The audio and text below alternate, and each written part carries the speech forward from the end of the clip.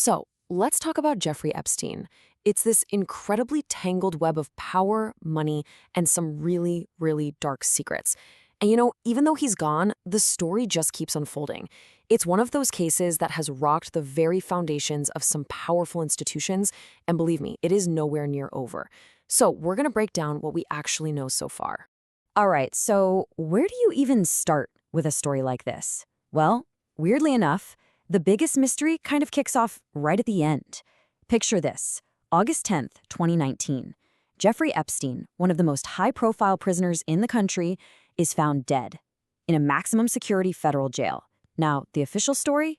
Suicide. But the way it all went down? It just screamed something's wrong here. And it sparked the one question that just won't go away. Was he silenced?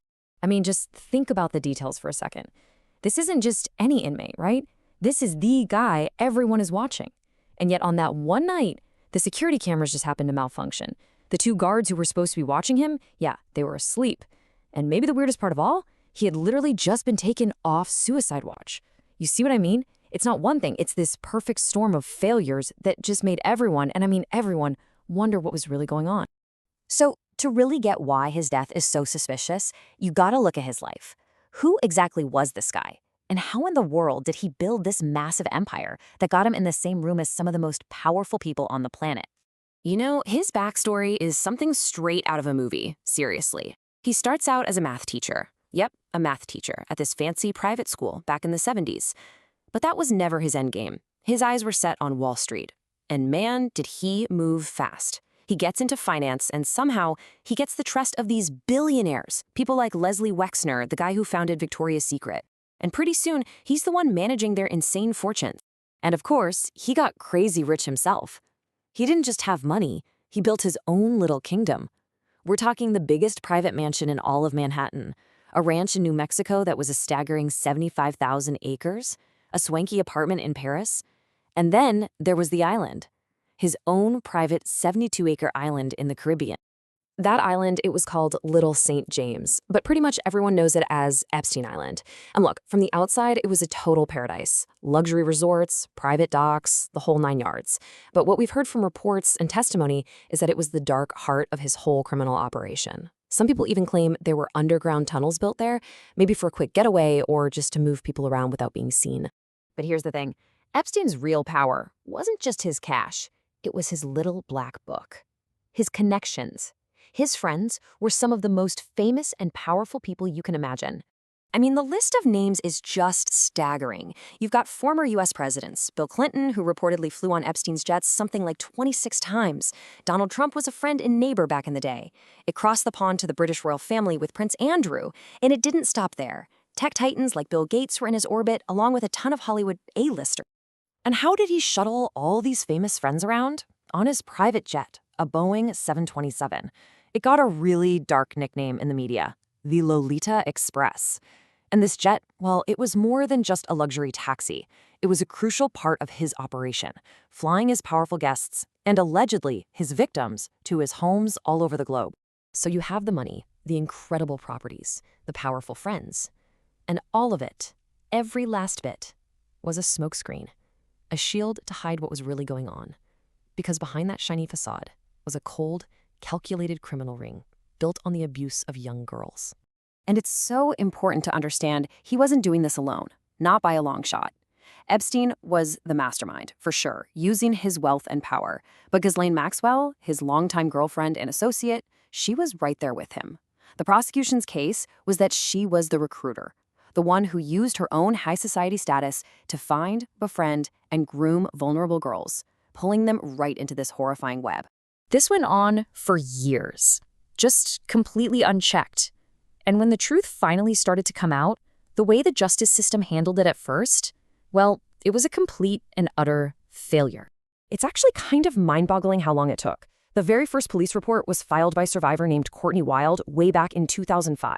So what happened? Did he go to trial? No. In 2008, he managed to get this secret, super lenient plea deal. It then took another 10 years, a whole decade, and some incredible reporting by journalists to blow the lid off that secret deal, which finally led to his rearrest in 2019. So that 2008 deal, it's been called the biggest joke in judicial history. and for good reason. It was brokered by a guy named Alexander Acosta, who was the U.S. attorney at the time. Look, plea deals happen, but this one was just scandalous. It was all done in secret, the victims had no idea, and it didn't just protect Epstein, it gave immunity to anyone else involved, all his powerful, unnamed co-conspirators. Just gone. And the results of this joke of a deal? He gets just 18 months. And he doesn't even serve that. He serves 13 months. And get this, he had work release, meaning he could leave the jail for up to 12 hours a day, 6 days a week. It was basically a slap on the wrist. VIP treatment for some of the most horrific crimes imaginable. But here's where things start to turn. Epstein's own arrogance, plus the fact that survivors and journalists just refused to give up, finally caught up with him. In 2019, federal prosecutors in New York came back hard. They reopened the case and charged him with federal sex trafficking. And you can bet, this time there was no secret deal waiting for him.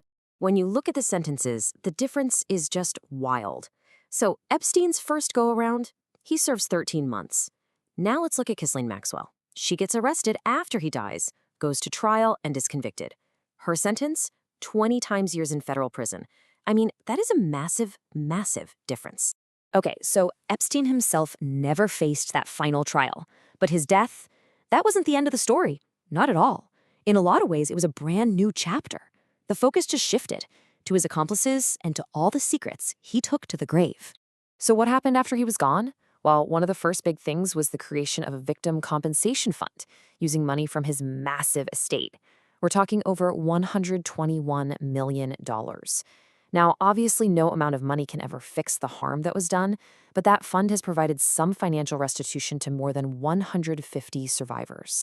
The other huge fight has been about one thing: transparency. People wanted to see the files. The public pressure was intense. You even had Donald Trump promising to release them during his campaign. And it actually led to something you don't see very often: a bipartisan law. Both sides agreed, and this new law forced the government to start unsealing all these documents, with a big deadline to get more out by the end of 2025. And just to give you an idea of what we're talking about, the sheer volume of information still under wraps is just staggering. Even with all the documents that have been released recently, estimates say there are still over 1 million pages that are sealed. 1 million pages of court records, flight logs, you name it, all hidden from the public. And it really hammers home this one powerful idea that runs through this whole story, right? Power and money, they can hide a crime. They can delay justice for a long, long time. But what they can't do is erase it. So where are we today? Well, the shockwaves are still being felt.